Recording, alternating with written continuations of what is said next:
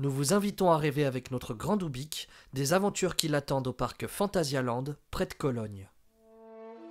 Comme un serpent des sables. Oulala, pense Doubik, c'est reparti.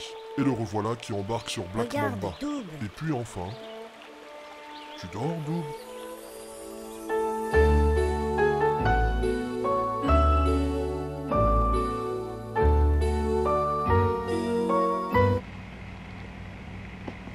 Putain, je voulais rêver de Phantasialand, moi, pourquoi je rêve de Disney? Fais chier, putain.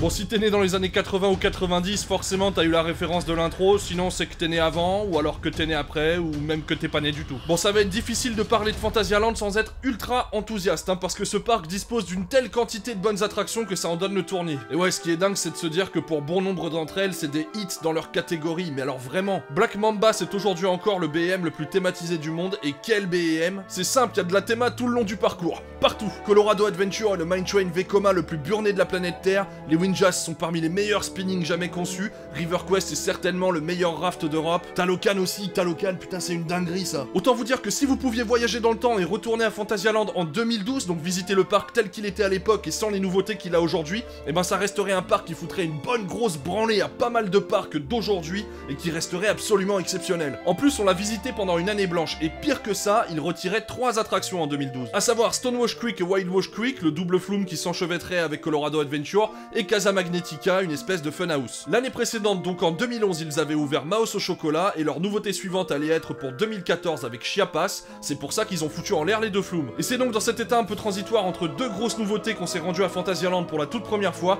et tout ça je vais vous laisser en profiter avec ce que j'ai monté et ce que j'ai photographié. Visiter une légende, c'est toujours un moment particulier. Et là, c'est juste le parc dont j'entends parler depuis que je suis gamin. Vous imaginez donc dans quel état j'étais en apercevant au loin les cimes de Mystery Castle et de Black Mamba. Passer les grilles, pas possible de se contenir. Un feu d'artifice éclate en moi et je ressens une chaleur qui prend possession de tout mon corps et mine onde de bien-être. Normal quoi, on est à Phantasialand, et Phantasialand c'est Black Mamba, les Ninjas, River Quest, Colorado Adventure, Talocan, Mystery Castle, Hollywood Tour, en fait peut-être pas pour celui-là, et le petit nouveau, à savoir Maos au chocolat, rien que ça. Bon bah je pense que ça va le faire aujourd'hui, hein, y a pas l'air d'y avoir foule et le soleil est au rendez-vous. C'est donc vers notre première destination que nous nous dirigeons, à savoir Talocan. Et on découvre alors à quel point ce parc est superbe, les yeux grands ouverts dans les allées du quartier chinois thématisé presque à outrance, renfermant Fengju Palace, la Madhouse locale. Les yeux grands ouverts aussi en longeant Colorado Adventure et au sein du quartier Deep in Africa. On ne m'avait pas menti, on ne m'avait pas survendu ce parc, c'est magnifique. Arrivé devant Talocan, c'est avec émerveillement que nous assistons au premier cycle à vide de l'attraction avant son ouverture. Croyez-moi, c'est juste majestueux. Et une fois dedans, pas d'appréhension à avoir, car on est loin des machines à laver de fêtes foraines. Et si toutefois la bête s'avère trop imposante pour certains, ils pourront attendre les plus téméraires et s'en prendre plein les mirettes juste devant la fosse dans laquelle s'enfonce Talocan.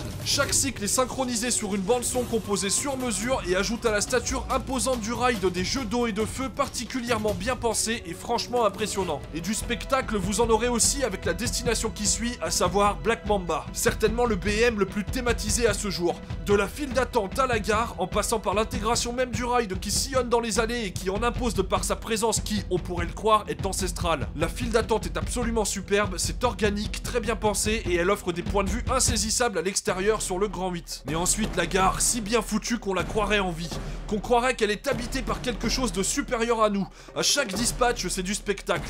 Entre chaque dispatch, c'est du spectacle. C'est juste fantastique. Et quand vient enfin notre tour d'embarquer, c'est la surexcitation. Après toutes ces années de photos de chantier et de lecture de trip report, tous plus enthousiastes les uns que les autres, c'est enfin pour nous. Et putain, qu'est-ce qu'elles auront valu le coup ces années d'attente? C'est bien simple, Black Mamba finit directement dans mon top 3 en cette saison 2012 et c'est pas démérité. Des foot choppers en veux-tu en voilà, une vitesse extrêmement bien gérée tout du long, des accélérations parfois écrasantes, notamment en entrée et en sortie du vertical loop, qui se trouve être le seul élément aérien du parcours. Les tam-tams de la bande son du lift le rendent complètement épique et j'en reviens à ces foot choppers qui sont absolument pas partout, du genre où t'as l'impression que chaque mode de terre et élément de décor va venir t'arracher les jambes. Parce que Black Mamba sillonne dans tous les sens, majoritairement à travers des tunnels et des tranchées, et la sensation de proximité de tous les éléments du décor rajoute une sensation de vitesse incroyable et une peur constante de venir percuter quelque chose. En fait, ce ride a tout pour plaire.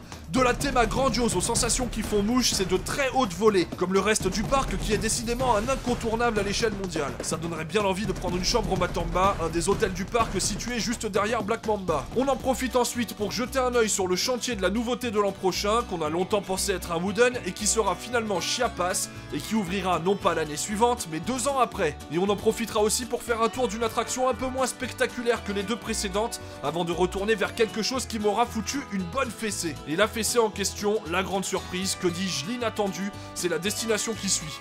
Bah oui, parce qu'on va parler d'un Mine Train Vekoma. Et là, en la matière, Big Thunder Mountain, c'est sympa, Calamity Mine, c'est caca, alors advienne que pourra. Mais oui, mais là, en l'occurrence, il s'agit de Colorado Adventure. Ce Grand 8 est un Big Thunder Mountain qui aurait pris un bon gros paquet en fait. C'est bien simple, tu ne lèves pas les mains là-dedans. C'est tellement agressif et punchy que t'as plutôt intérêt à t'accrocher, à te visser le cul dans le siège et à résister aux attaques du train qui dévale avec fureur un layout très tortueux. Et s'il est déjà difficile de faire face à la fureur de Colorado Adventure de jour, le passage dans le noir après le second lift est hilarant de vis et de n'importe quoi. On notera aussi une descente improbable après le 3e lift. En termes de hauteur sur ce genre de Grand 8, c'est vraiment du jamais vu, et on comprendra facilement que ce coaster soit un hit irrévocable en la matière. La suite est tout aussi improbable puisqu'il s'agit de River Quest. Qu'est-ce que c'est que ça? Un raft dans lequel on prend l'ascenseur, qui comporte 3 drops, et qui a le bon goût de savoir rincer pas mal. Vous ne me croyez pas? Pourtant je vous assure que c'est ce que propose cette attraction. C'est dantesque, c'est original, c'est bien branlé, bref c'est du Fantasyland quoi. Non vraiment le hic total c'est pour la suite. Plus exactement pour Mystery Castle. Mais alors en quoi est-ce un hic me demanderez-vous? C'est joli, c'est étrange, c'est prenant, à l'intérieur on entre dans une drôle de salle très grande avec plusieurs nacelles qui se font face, on attache la ceinture, les opérateurs en blouse blanche vérifient les harnais, se rendent au centre de la pièce et c'est parti mon kiki. Tout s'éteint. Et tout à coup, on est éjecté une première fois, puis une deuxième. Le show commence enfin à s'enflammer, l'ambiance devient mortelle, ça va être génial. Mais quoi? Quoi? On redescend? Quoi? Ça a à peine commencé qu'on redescend? Ça a à peine commencé que c'est fini? Aujourd'hui, j'ai toujours pas compris. C'est déjà fini? Mais pourquoi? Pourquoi maintenant? C'est un peu comme si t'arrivais en haut d'un lift mais qu'il n'y avait pas de descente derrière. C'est si frustrant que c'en est mesquin. Bouh Mystery Castle, bouh! Et c'est pas en forçant la perspective que ça le rendra moins court. Non mais franchement, c'est un scandale. Profitons de la pause culinaire du jour pour laisser le temps à Dubik de se calmer et pour vous inviter à vous restaurer dans le quartier chinois parce que c'est pas trop cher et c'est pas mauvais. La suite c'était Temple of the Night Hawk. Tellement inutile que je ne vois même pas l'intérêt d'en parler. C'est long dans le noir, tout se fait dans un calme gênant et c'est tellement mou qu'on pourrait lire le journal dedans sans que les feuilles se retrouvent pliées par le vent. C'est une vraie tristesse cet engin. Je voulais passer à la suite, c'est-à-dire au Winjas qui virevolte gracieusement au-dessus de Woostone, mais c'est tellement inattendu ce bazar que j'ai pas envie de vous spoiler quoi que ce soit. Les Winjas, c'est unique et c'est à faire plutôt qu'à voir ou à écouter. D'ailleurs, vous pourrez flâner dans tout le quartier de Woostone autant que vous voudrez, impossible de découvrir tous les secrets des Winjas sans être dans un des trains. Sachez simplement que c'est plein de surprises et vraiment sans égal. Une chose seulement, si malheureusement vous êtes trop court en termes de temps pour pouvoir profiter des 2 crédits et étant donné que le débit n'est pas optimal, sachez que ma préférence se tourne vers Winjasphere, avec un beau camelback pour commencer comme il se doit. Oui, parce qu'on dit bien les Winjas, parce qu'en fait il y a bien 2 spinnings différents, à savoir Winjasphere et Winjasforce. Ces spinnings sont parmi les meilleurs jamais conçus, c'est absolument dantesque. Si vous ne les avez jamais fait, vous ne vous attendez pas du tout à ce qu'il va se passer quand vous serez dessus, croyez-moi. Et à Fantasyland, il y a une autre attraction mythique, j'ai nommé Race for Atlantis. Et si ce simulateur est si légendaire, c'est pour les plus mauvaises raisons du monde. C'est hideux, c'est gerbeau et plus daté que Schlittenfahrt Schneefluction, mais si vous savez le fameux Dark Ride du quartier russe d'Europa Park là. Néanmoins, c'est à faire parce que ça serait dommage de passer à côté d'une légende. Personnellement, je préfère et de loin faire ça plutôt que le simulateur. Mais genre vraiment, sans me poser la question plus d'une seconde hein. Et puis tiens, si vous êtes dans le coin, profitez-en aussi pour faire Hollywood Tour, vous m'en direz des nouvelles. Et puisqu'on en est aux attractions pourries, vous pourrez aussi faire Silvermine, un Dark Ride tout vieillot qui dure 20 000 ans. Et oui, c'est aussi bien que ça en a l'air. D'ailleurs, Geister Riksha, le Dark Ride horrifique local, dans le genre absolument nul, ça se pose là. Nous finirons donc sur Mouse au chocolat en disant simplement qu'alors que notre Disney parisien attend désespérément son Toy Story Mania, qui sera certainement très désuet s'il arrive un jour, d'autant plus que le doublon avec Buzz sera des plus perturbants, et ben Fantasyland, lui, l'a reçu en 2011. Alors je suis pas le plus grand fan de ce type d'installation, mais quoi qu'il en soit, c'est superbement réalisé, rien de bien étonnant pour Fantasyland, jusqu'au plus petit détail, que ce soit dans la file d'attente ou dans le ride en lui-même. Et en plus, le joujou a le bon goût d'être franchement long, au point de faire lâcher la pression sur la fin tant ça tiraille dans le bras. Dans la file d'attente, on s'amusera du fait que les classiques barrières délimitant le tracé soient ici remplacées par des éléments de décor. Un must qui vient compléter l'offre déjà bien complète de Fantasyland et qui conforte le parc dans son statut de cadre européen, voire même de cadre mondial. Au final, pour une première, Fantasyland aura plus que comblé toutes les espérances qu'on aura fondées en lui. C'était bluffant de A à Z, sauf peut-être Mystery Castle pour lequel je n'ai toujours pas compris ce qui s'était passé. Le parc était vide et on a eu le droit à un cycle court. Non mais c'est pas possible. En tout cas, si vous n'avez jamais visité Fantasyland, je n'aurai que 3 mots. Qu'attendez-vous? Et si vous avez déjà visité Fantasyland, je n'aurai que 6 mots. Qu'attendez-vous pour y retourner? Vous l'aurez compris, Fantasyland c'est de la bombe, mais alors de la bombe qui pète vraiment quoi. Bah ouais, ça pète vraiment, évidemment que ça pète vraiment Fantasyland. Pour ainsi dire, pour moi ça va être très simple, hein. Fantasyland c'est le meilleur parc d'Europe. Et déjà en 2012 c'était plus ou moins le cas, mais alors là avec toutes les nouveautés qu'il y a eu, c'est même pas la peine d'en discuter, hein. Tu rajoutes Chiapas, tu rajoutes Taron, tu rajoutes Rike qui s'intègre parfaitement à son quartier Klugaï mais qui s'enchevêtre merveilleusement avec Taron.